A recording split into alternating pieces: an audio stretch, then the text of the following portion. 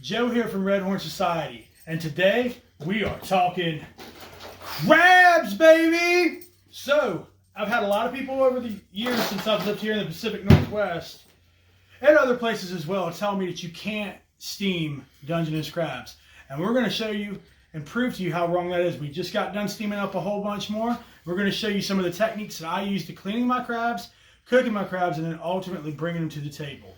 So let's go ahead and hop right into it. The first thing we're going to want to do is we're going to take our crabs. I'm going to put gloves on. Sometimes I'll do it barehanded because I don't like to stink my gloves up. But I've already cleaned about 20 crabs this evening already, and my fingers are getting a little tender. We had a great day. Great day in the Pacific Northwest.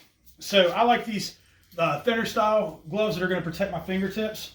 So bring it in a little closer. So the first thing you want to do is you want to make sure your crabs are on ice. This is going to slow them down so they're not going to be as coherent to try to pinch you and hurt you bad. So first thing you're going to do, take your cold crab, lift open the flap. These are all males. You're going to come over down to the bottom where you see the flap meet the body of the crab. You're going to pull it open. A little easier when they're cooked. So you pull that open and expose this area. The next thing you're going to want to do, and this could be a little violent for people, so if you don't like it, you can turn it off. But you have to tear off the face portions of the crab. And all this little portion in here, you want to get all that out of there. So get all that portion out. And then you want to tear this portion off here. This is their gills. Where I come from, we call it the dead man. So you're going to tear that dead man out. Tear that portion out. Scrape this off with your finger. Do not rinse it with fresh water. I repeat, do not rinse it with fresh water. If you do, you're going to wipe all of your crab taste away. So that's a clean crab. That's a crab that's ready to go into the steam pot. So I'm going to go ahead and clean up the rest of these crabs, and I'll see y'all in the kitchen. So once again, we're going to grab it right here underneath trying to avoid the pinchers.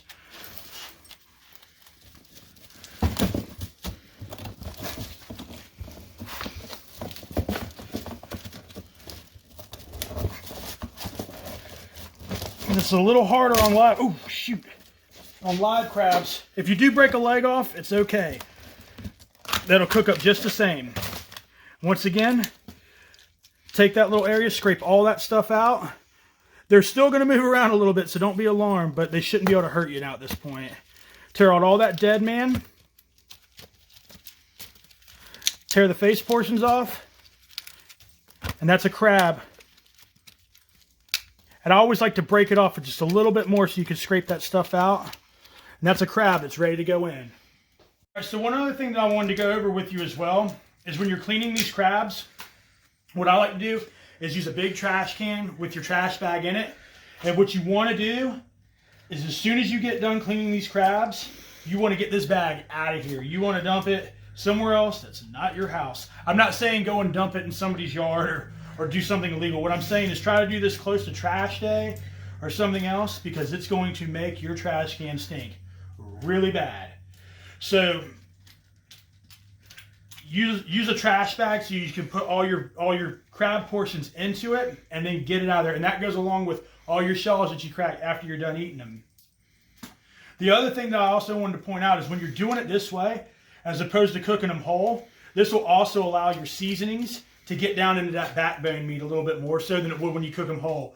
I love the taste that you get when you cook them whole. It's a unique flavor in its own right, but especially with these Dungeness crabs, it makes for really, really, really messy table fare when you're trying to eat it as opposed to doing them this way. Go. All right, so to make our broth that we're going to steam these in, I take a couple beers. It could be any beers. It could be Natural Light. It could be Coors Original. It doesn't matter. But a couple beers, dump it into there. We put 2 in there. The biggest thing is you want to make sure that this doesn't run dry or make the bottom of your pot super nasty. Then I give a little hit of vinegar. And the biggest reason I do the vinegar isn't so much for flavor derivative, but if there's bacteria or things of that nature that have accumulated on your crabs, it'll help to kill any of that bacteria while it's cooking. Next thing we're going to do is give a healthy amount. And when I say healthy, I mean healthy amount of of Old Bay seasoning. From that point, I'm going to give it a few splashes of the Texas Pete. And ladies and gentlemen, that is a broth that's ready to steam crabs, or shrimp for that matter. You could do this. You could do the same thing on shrimp. You could do the same thing on crawfish. Now, this is the insert that comes in the canning pot. We put this in there. This is going to elevate above where our steaming broth is, so that your crabs aren't sitting in it. The biggest reason why we're steaming these as opposed to boiling them, which is what a lot of people do. Number one, it takes a long time to get your water to boil. That's number one.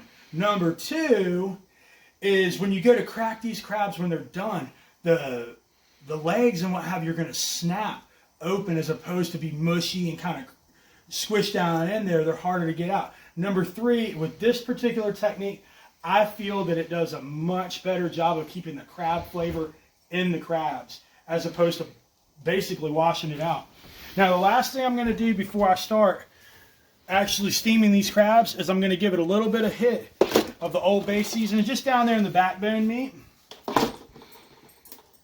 And then giving these just one more once over to make sure they're good and clean the way I like them to be. Okay? So every one of them gets a little hit of the Old Bay seasoning. And this is another reason why I like to cook them open in this way, is because you get to actually put a little bit more seasoning into the meat itself, as opposed to just the natural seasoning that you get from cooking them with the head on, which is still good. Don't get me wrong. All right. So with that being said, this is almost already, this is ready to steam. So what I'm going to do, like I said, this is a 6 crab limit.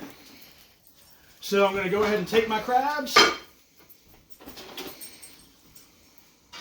and start dropping them in the pot. The time is 5:58. I'm going to let these steam for 15 minutes. I might open the crab pot once just to give it a stir, but for the most part, I'm just going to leave it closed. And once those turn red and pink, and give it about 14 to 15 minutes, they're ready to come off and you're ready to eat. All right, it's been about 15 minutes. We're going to give them a quick check. Oh yeah, those bad boys look done. Come over here and take a look. That is ready to hit the table. So, turn the heat up on those bad boys. Let them rest, let them sit. Where are our paper plates at? Grab you a couple of paper plates. Look at these bad boys when they're ready to come off. Woo! Tell me that didn't just make your mouth water. So that's steaming crabs for 15 minutes. Get your seasoning down in them. You can do them with king crab legs. You can do them with snow crab legs. You can do them with, blue crabs from the Chesapeake Bay in Virginia or down there in North Carolina. You can do them with rock crabs down in Florida. It doesn't matter. Steam your crabs. Keep that flavor in there. Make those shells pop. Make those shells snap. That's Red Horn Society. We're out.